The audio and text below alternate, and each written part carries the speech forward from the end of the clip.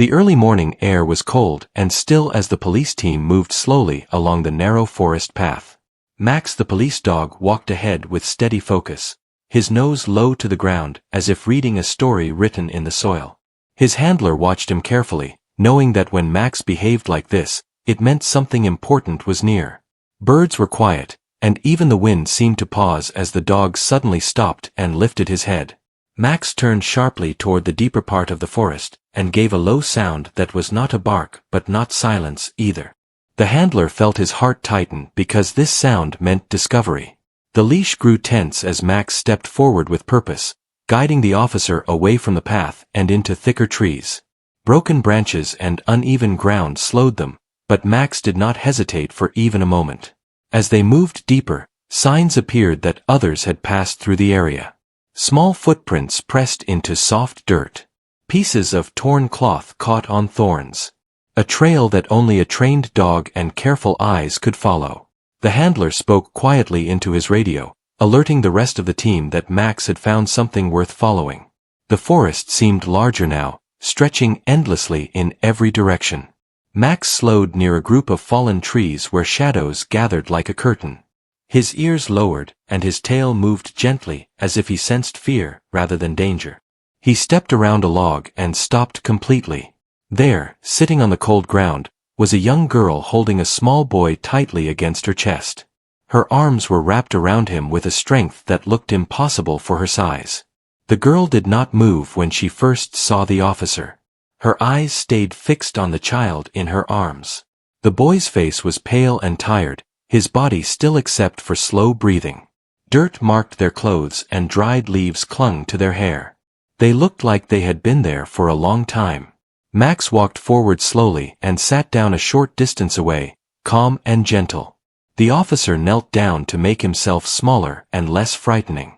He spoke softly, telling the girl she was safe now. She listened, but did not answer right away. Her arms tightened around the boy as if she feared the moment she relaxed, something terrible would happen. Max stayed still, watching her closely, offering quiet comfort without touching. After a long pause, the girl finally spoke. Her voice was low and tired, but steady. She said her name was Anna and the boy was her little brother Leo. She explained that Leo was very tired and needed rest. She asked if Max would stay because the dog made Leo feel safe. The officer nodded and promised Max would not leave. Anna shifted slightly to make Leo more comfortable. She brushed his hair back with careful fingers, checking his face the way a parent might. Her eyes showed fear but also deep focus. It was clear she had been awake for a long time. The officer noticed how thin she looked and how her hands shook from cold and exhaustion. More officers arrived quietly and formed a loose circle, careful not to overwhelm the children. No one raised their voice. No one rushed forward.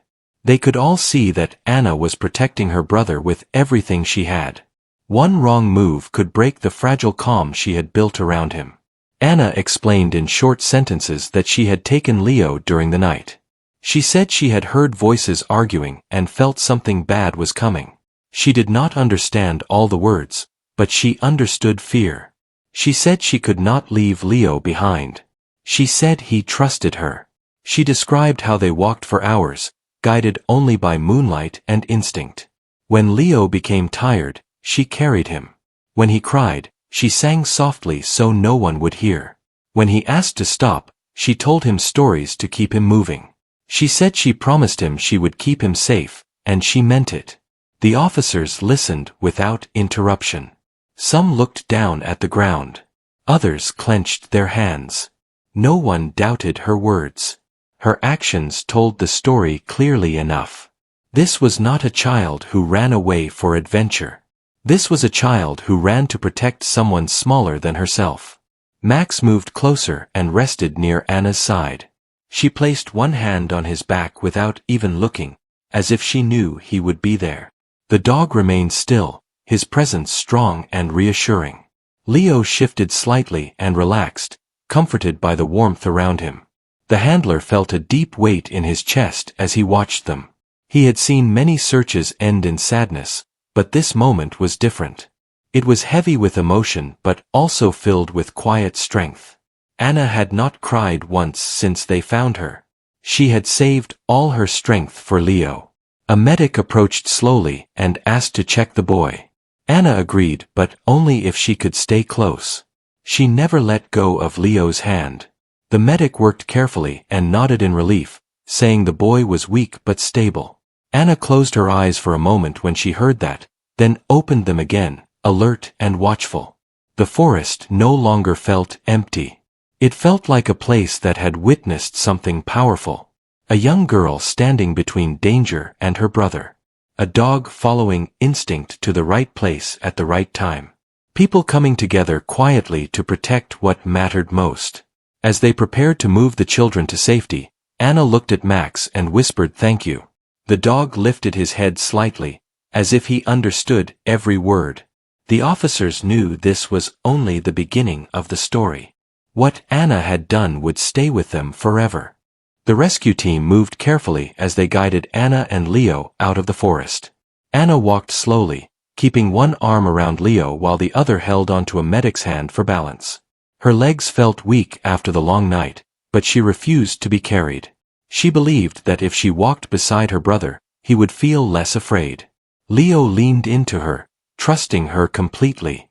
As they reached the clearing, the morning light touched their faces for the first time.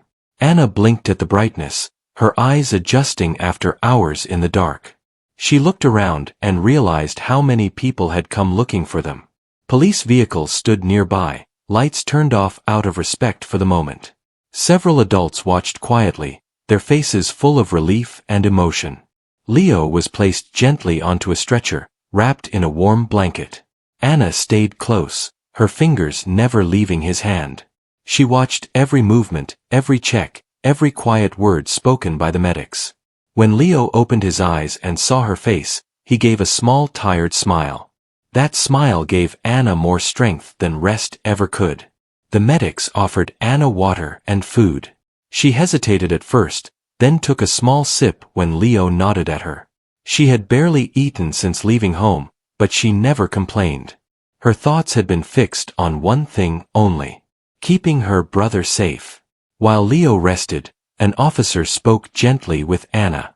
He asked simple questions, careful not to pressure her. He asked how old she was, how far they had walked, and how she had known where to go. Anna answered slowly, choosing her words carefully. She said she did not really know the forest. She just kept moving forward because stopping felt more dangerous. She explained that during the night, Leo grew scared many times. When animals moved nearby, she covered his ears. When the cold became strong, she wrapped him tighter.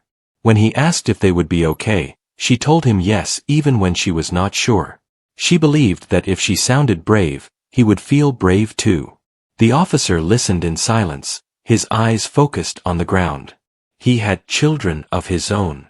Hearing Anna speak with such calm responsibility shook him deeply. She spoke like someone far older than her years, yet her small hands and tired face told the truth. She was still just a child. Nearby, Max stayed close, watching everything with quiet loyalty. He followed Anna whenever she moved and sat beside her when she rested. The handler noticed this and allowed it. He understood that the dog had chosen his place for the day.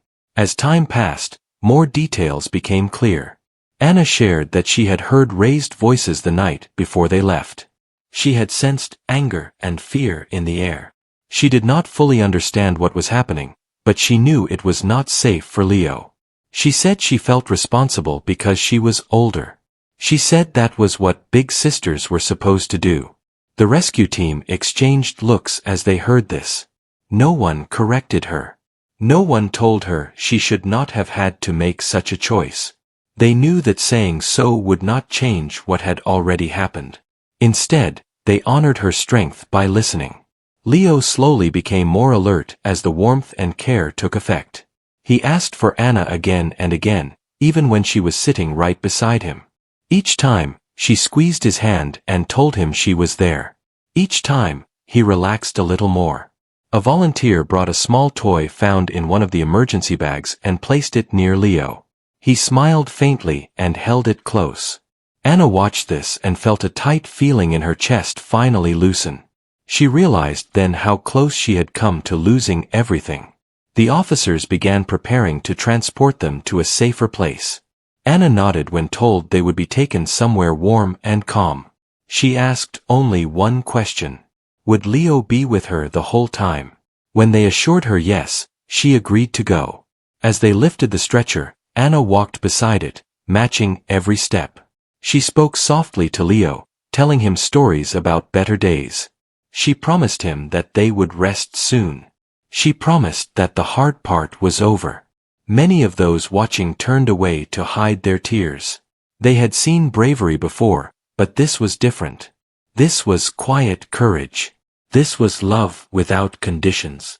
This was a child standing firm in the middle of fear. Max walked behind them as they moved toward the vehicles. He did not bark or pull away. He stayed steady, as if escorting something precious. When Anna glanced back at him, she smiled slightly. It was the first sign of relief she had shown since being found. The forest behind them returned to silence. The place where Anna had protected her brother was left empty, but the feeling remained. Everyone there knew they had witnessed something that would stay with them forever. As the doors closed and the vehicle began to move, Anna rested her head back for the first time. Her body felt heavy, but her heart felt lighter. She had done what she set out to do. She had kept her promise. The vehicle moved slowly along the road as Anna sat beside Leo, her hand still wrapped around his. The sound of the engine was soft and steady, and for the first time since the night before, Anna allowed herself to breathe deeply. Leo watched her face as if checking whether it was finally safe to rest. When she nodded gently, his eyes began to close. At the medical center, people waited quietly as the doors opened. The team moved with calm purpose, guiding Leo inside while Anna walked beside him. Bright lights filled the room, but no one rushed them. The staff spoke in gentle voices, careful not to frighten the children. Anna stayed alert, watching every step, every hand that reached toward her brother. Leo was placed on a bed covered with clean sheets and warm blankets. Anna stood close, her body tense until she saw him settle comfortably. Only then did she allow herself to sit down. A nurse offered her a chair, but Anna chose to sit on the edge of the bed so she could stay close. Doctors checked Leo carefully, explaining each step so Anna would not worry. They told her his body was tired but strong. They said rest and care would help him recover fully. Anna listened carefully, nodding at each word. When she heard that Leo would be fine, her shoulders finally lowered. As Leo slept, Anna sat quietly, watching his chest rise and fall. She noticed how small he looked under the blankets. The image made her heart ache. She remembered carrying him through the dark, feeling his weight grow heavier with each step. She remembered whispering promises she was not sure she could keep. A counselor entered the room and sat across from Anna. She spoke softly, asking how Anna felt. Anna thought for a long moment before answering. She said she felt tired but also relieved. She said she did not regret what she did. She said she would do it again if it meant keeping Leo safe. The counselor listened carefully, her eyes kind and steady. She told Anna that what she did took great courage. She told her that many adults would have struggled to make the same choices. Anna looked down at her hands, unsure how to respond. Praise felt strange to her. She had only done what felt necessary. Outside the room, officers spoke quietly among themselves. They shared details of the search and how Max had followed the scent without hesitation. The handler stayed nearby, occasionally glancing through the glass to check on Anna. Max lay at his feet, resting but alert, his job not yet finished in his mind. When Anna stepped out briefly to wash her hands, Max stood up and wagged his tail slowly. Anna smiled and knelt down to hug him. She whispered words of thanks into his fur. The dog leaned into her gently, offering comfort without asking anything in return. Back inside, Leo stirred and opened his eyes. He looked around, confused for a moment, then saw Anna. His face relaxed instantly. He asked where they were. Anna told him they were somewhere safe. She told him he could sleep without worry now. Leo nodded and closed his eyes again. As the hours passed, Anna felt exhaustion settle deep into her body. A nurse brought her food and encouraged her to eat. This time, she did not refuse. She ate slowly, realizing how hungry she truly was. With every bite, she felt a small piece of her strength return. The counselor returned later and spoke with Anna again. She asked about Anna's life before the night they left. Anna spoke of school, of simple days, of helping Leo with small things. She said she always felt responsible for him. She said being his sister felt like the most important role she had. The counselor nodded, understanding that Anna's sense of duty was strong and deeply rooted. She reassured Anna that now there were others who would help protect Leo too. Anna listened, but stayed quiet. Trust would take time. In the hallway, news of the rescue spread quietly. Staff members who passed by paused when they heard the story. Some shook their heads in disbelief. Others felt tears rise unexpectedly. Everyone seemed affected by the quiet bravery of a girl who asked for nothing in return. Later that evening, Anna was given a clean place to rest near Leo. She lay down, still close enough to touch him if needed. For the first time since leaving home, she allowed herself to close her eyes fully. Her mind replayed the forest, the cold ground, the long walk. Slowly, those memories began to fade. Max was brought in briefly to visit. When Anna saw him, she smiled warmly. The dog approached the bed and sat down, watching over both children. The handler allowed the moment to last, knowing how much it meant. As night returned, the medical center felt calm and quiet. Leo slept peacefully, his breathing even and strong. Anna watched him for a while, then finally rested as well. The weight she had carried began to lift. Outside, the world continued as usual, unaware of the courage that had passed through the forest and into these walls. But those who knew would never forget. They had seen what love could do when fear tried to take control. Anna slept knowing she had succeeded. She had protected her brother. She had kept him safe. And for the first time in a long while, she allowed herself to simply be a child again. Morning arrived with soft light slipping through the curtains, and the medical center felt calmer than the day before. Anna woke up slowly and looked at Leo first, the same way she had done for so long. He was still sleeping, his face relaxed, his breathing steady, and that simple sight made her chest feel warmer. She sat up quietly and listened to the gentle sounds of the hallway, footsteps, low voices, and distant doors opening and closing. A nurse entered with a kind smile and spoke in a careful tone. She told Anna that Leo was doing well and would be able to eat a normal breakfast soon. Anna nodded, but her eyes stayed on Leo as if she still needed to confirm it with her own sight. The nurse asked Anna how she was feeling, and Anna admitted she was tired, but she also said she felt lighter inside. The nurse placed a warm cup in her hands and told her she did a brave thing. Anna held the cup and stared at the steam rising, as if she was watching the fear leave her body in tiny pieces. She remembered the forest again, but now the memory felt different. It was no longer only darkness and cold. It was also the moment Max sat near her without forcing her to speak. It was also the moment the officer knelt down and did not treat her like trouble. It was also the moment she realized help had finally arrived. Leo woke up and blinked at the room, still confused for a moment. When he saw Anna, his face softened and he asked if they were safe. Anna told him yes, they were safe, and she promised they would not have to run anymore. Leo nodded and reached for her hand. His fingers were warmer now, and his grip was stronger. Anna felt tears rise in her eyes, but she swallowed them back because she did not want Leo to feel scared. Breakfast came on a small tray, and Leo ate slowly while Anna helped him with small bites. She reminded him to drink water and to rest between bites. The staff watched quietly from the doorway, surprised by how naturally Anna cared for him. She did not act like a child playing a role.